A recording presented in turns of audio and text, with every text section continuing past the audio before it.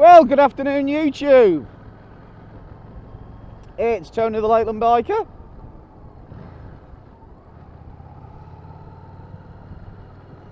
And this is a Harley Davidson 750 Street. Specifically, my wife's Harley Davidson 750 Street, which I picked up from Preston Harley Davidson this morning. And I'm now in the process of riding it home.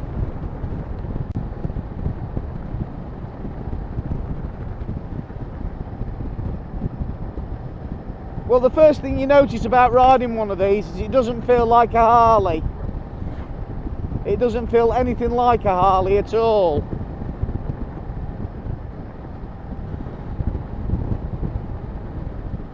It's a 750 liquid cooled V-twin.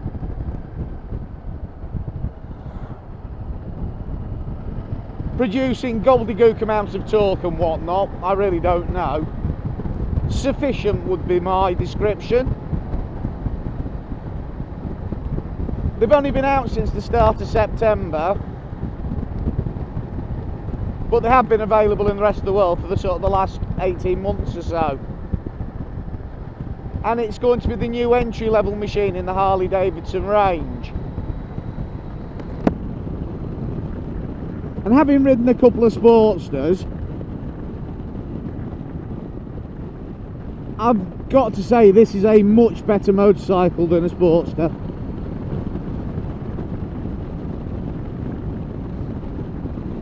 But it doesn't have that Harley Davidson lub to it. I would imagine when the aftermarket companies get going and you can get a set of slip-ons for the exhaust, they will get an engine note rather more suitable to a Harley. It's the new Revolution X engine, and it's definitely the future for Harley. Like BMW have had to do, they're going to have to go liquid cooled sooner or later, and I think this is the start of that. And it's a cracking little engine. There's certainly a lot more performance in it than Harley are giving you at the moment. It really is a cracking little bike. Being used to my 1200 or big Harley twins, it does feel a little bit like a 125 or a 250. But it is designed at that entry-level rider, someone who is perhaps done a direct access straight onto an A licence, or someone stepping up from an A1 to a full licence.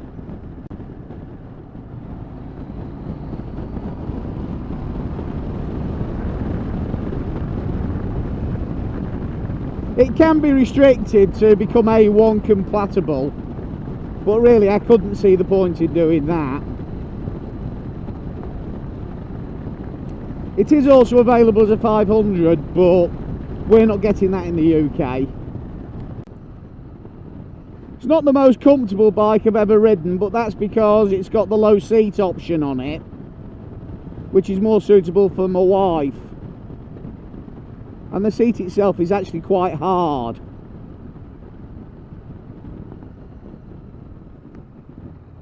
But for me, the ankle arse ratio on it is wrong for my body size.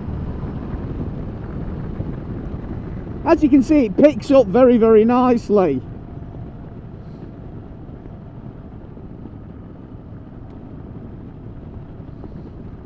And I'm not revving it hard because unfortunately it's, you know, it's only done 65 miles, so I'm not putting any stress on the engine at all, but I don't want to also be running it just at low revs. The gearbox is very good. Nicest Harley gearbox I've ever used, to be honest with you. It's quite positive.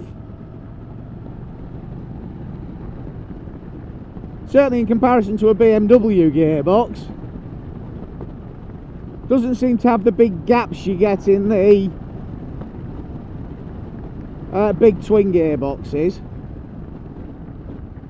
And I know a few people have said they have trouble finding neutral, but I can't say I've had any bother at all.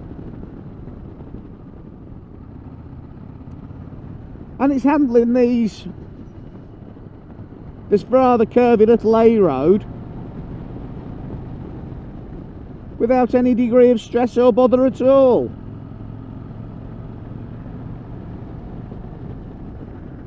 If anyone's particularly interested, this is the Live Valley. And it's a lovely little motorcycling road, but you have to be a bit careful. A lot of people have been hurt on this. But it is one of the good, you know, one of the best motorcycle roads in the Lake District. Especially if you catch it off a weekend on a day like today. Which I've got to say was hideous when I went down to work from Preston this morning. It was thick fog and I was thinking, oh shit, brand new bike, thick fog, just what I want. But by the time I came out from work, it's been fine. Very easy to handle. It's one of the easiest motorcycles I've ever ridden, actually. When you look at the market it's in, so you're talking the SV650, the Kawasaki Vulcan, is it?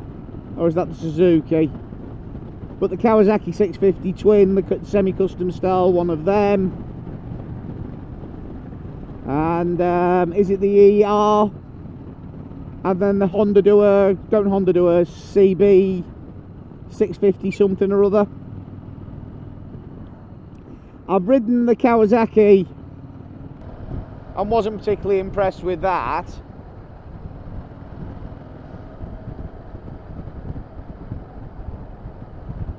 And I've ridden the new SV650, the Gladius.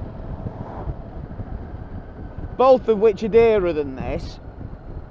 However, they both do come with ABS. This doesn't. Of the three, this one's actually the nicest to ride, without any doubt at all.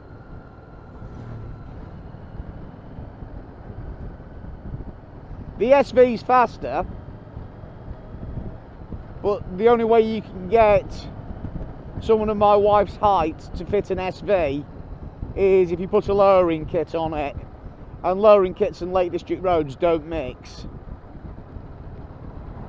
The Kawasaki's just hideous. It doesn't look nice. It's not a pretty looking motorcycle. This is.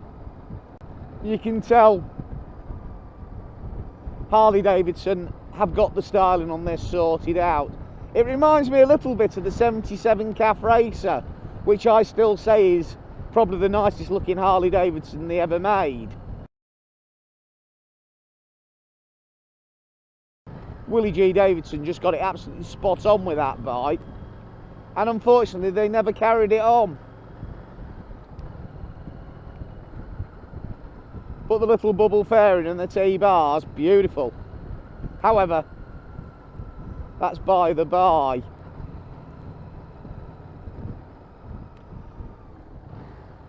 But styling wise, got a lot in common with it, similar sort of shaped tank.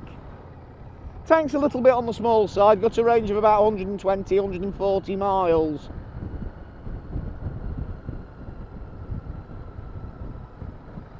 This one's done in the denim black finish, so it's a matte black finish, and it's definitely growing on me.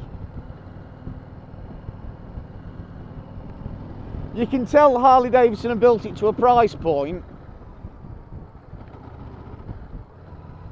because the finishing details nothing like as good as you would get on one of the big twins or the Porksters. Little things like this weld here at the back of the headstock hasn't been finished off.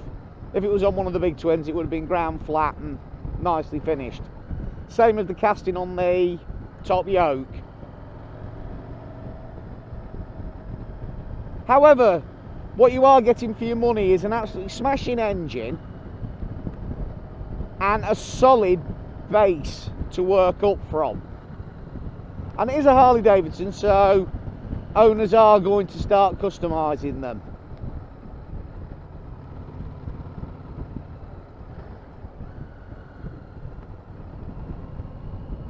This has come with a couple of aftermarket parts, the screen being the main one, and also the little tail rack which hasn't been fitted yet. That'll be going on at the first service, which is at 1,000 miles.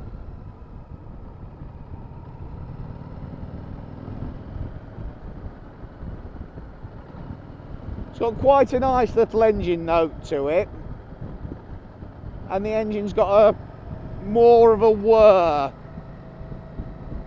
but the exhaust note's muted, but I would imagine with an aftermarket pipe on it, it'll make quite a nice noise, this thing. So I think that's something to look at. Will be an aftermarket exhaust pipe, maybe a Vance and Hines or a Screaming Eagle.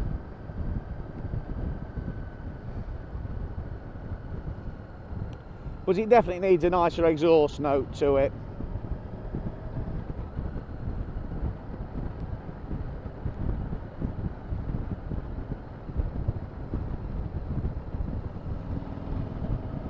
It isn't ABS, which I wholeheartedly approve of, because I think at bikes in this category, which are the intermediate step between a restricted learner bike and a big bike, I don't like all the electrical gizmodgery on them. I think it teaches people to rely on electrics rather than developing their own skills. And that is just a bugbear of mine. The main thing I disliked about the SV was it was too easy to get into trouble on. And because you had the ABS, because this is a traditional style motorcycle, you have to learn how to brake properly on it rather than just relying on the ABS system. So I really do like this little thing. It's a smashing bike.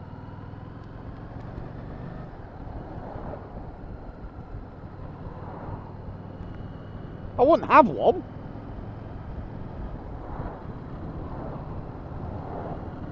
But I know my wife will love this.